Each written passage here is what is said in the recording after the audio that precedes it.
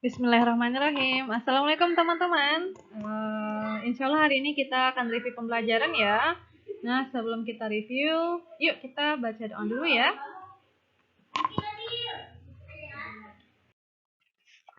A'udzu billahi minasyaitonir rajim. Bismillahirrahmanirrahim.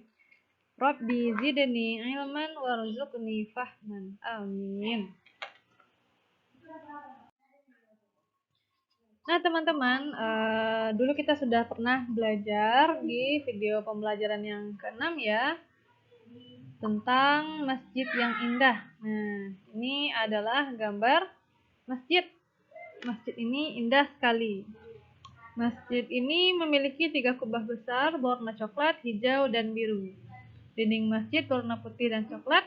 Masjid ini memiliki 2 menara di sebelah kiri dan kanan.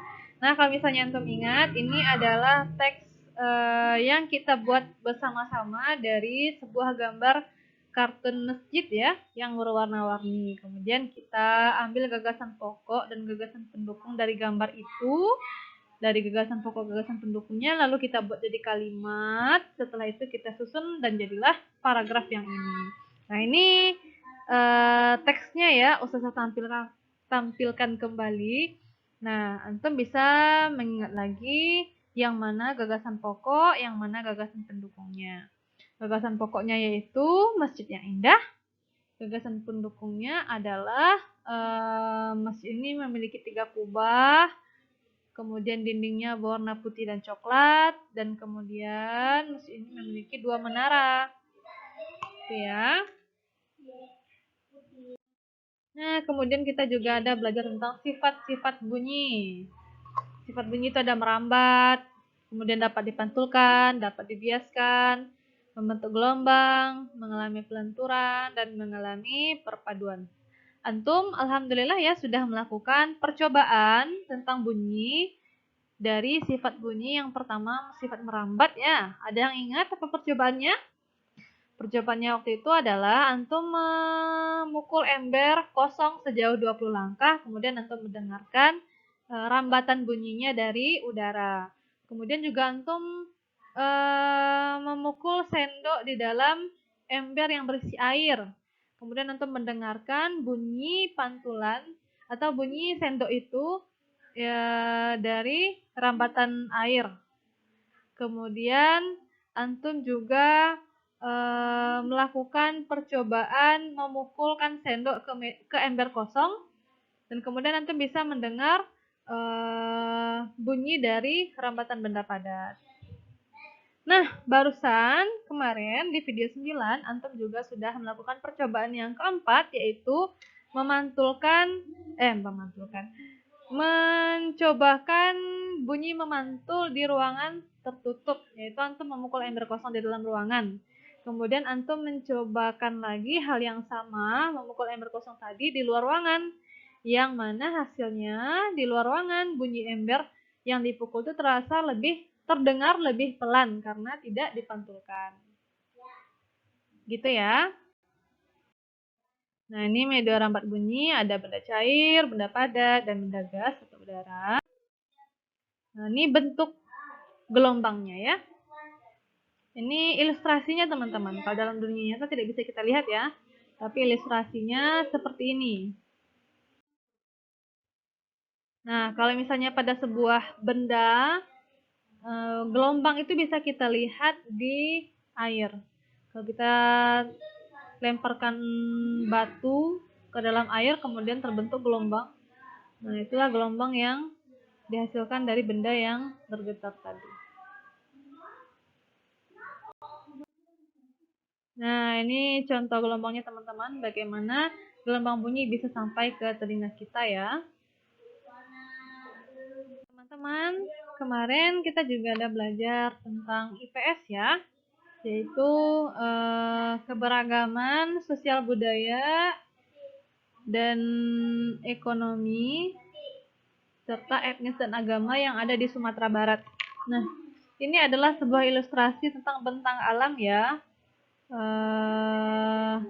Di gambar ini bisa antum lihat bahwa bumi kita itu tidak datar ya teman-teman, tapi ada pegunungan, kemudian juga ada dataran rendah, dan ada pesisir pantai.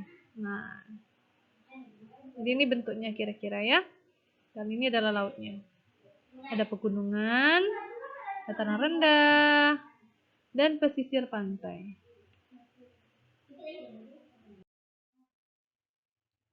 Nah, teman-teman, kali ini Ustazah menampilkan macam-macam ketinggian tempat menurut ahli.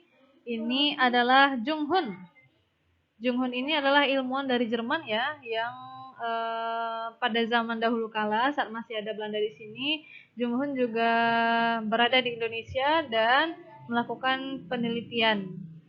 Dia menghasilkan sebuah tabel tentang macam-macam ketinggian tempat menurut hasil penelitiannya. Dia menyebutkan bahwa di Indonesia terdapat klasifikasi ketinggian tempat berdasarkan tanaman yang bisa tumbuh di sana.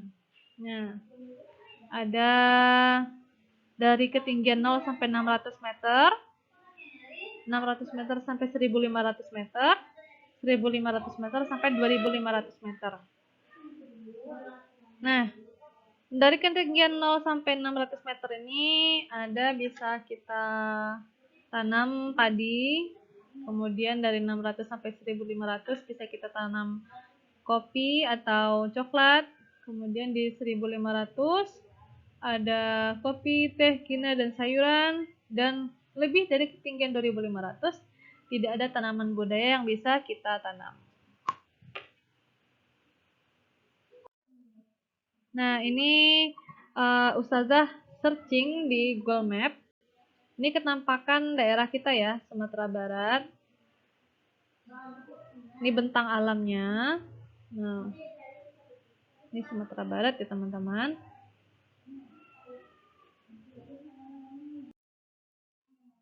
Nah, ini gambaran lebih jelasnya lagi. Ada Pasar Lubuk Buaya. Untuk sudah tahu kan ini di mana? Ini di Kota Padang. Dan ini adalah pesisir pantainya. Pesisir pantai yang langsung bertemu dengan bibir pantai. Nah, dari peta tadi bisa kita lihat bahwa Kota Sawalunto, Kota Bukit Tinggi, dan Kota Padang berada pada ketinggian yang berbeda. Kota Sawalunto berada di ketinggian 250 sampai 650 meter dari permukaan laut. MDPL ini kepanjangannya meter, D dari P permukaan laut ya, meter dari permukaan laut. Sedangkan Kota Bukit Tinggi berada di ketinggian 909 sampai 940 meter dari permukaan laut. Dan kota kita yaitu yang ada di Padang, ketinggiannya berada di mulai dari 0 meter dari permukaan laut. Nah, teman-teman, berdasarkan perbedaan ketinggian tempat ini terjadi keberagaman sosial, budaya, ekonomi, etnis, dan juga ada agama. Kenapa di Kota Padang lebih banyak orang berprofesi sebagai orang kantoran dan pegawai? Karena di Padang tidak terlalu banyak tanaman yang bisa tumbuh dan lahan yang subur pun juga terbatas. Sehingga pekerjaan masyarakat yang tinggal di Kota Padang itu bukan bertani dan berkebun ya yang kebanyakan, tetapi kebanyakan bekerja sebagai nelayan dan pegawai, guru gitu, atau pekerjaan kantoran. Dan untuk kotanya, Kota Padang itu lebih ramai ya daripada daerah-daerah yang lain karena di sini merupakan pusat kota perkembangan ekonomi, sehingga Kota Padang banyak didatangi oleh etnis-etnis lain seperti ada etnis Tionghoa dan juga ada etnis India ya, sehingga hadirnya etnis Tionghoa dan etnis India ini membuat keberagaman agama yang ada di Kota Padang. Di Kota Padang ada orang yang beragama Katolik, ada beragama Kristen, Konghucu gitu ya. Ada beragama Hindu dan juga ada yang Buddha. Sedangkan di daerah lain seperti Sawah Lunto ataupun di daerah yang ketinggian seperti Bukit Tinggi dan Alahan Panjang, nah itu tidak terlalu beragam ya agamanya, kebanyakan mayoritasnya adalah Islam. Kalaupun ada Kristen tapi sangat sedikit sekali. Oke, itu review kita untuk hari ini. Jika antum ada yang tidak mengerti, jangan sungkan untuk bertanya sama Ustazah ya. Boleh via WA ataupun di video call. Semangat belajarnya teman-teman. Semoga antum bisa menyiapkan diri dengan baik untuk melakukan PH nanti. Kita tutup dengan hamdalah, alhamdulillahirabbil alamin, dan disempurnakan dengan doa kafaratul majlis. Subhanakallahumma wa bihamdika asyhadu an la ilaha illa anta astaghfiruka wa atubu ilaik.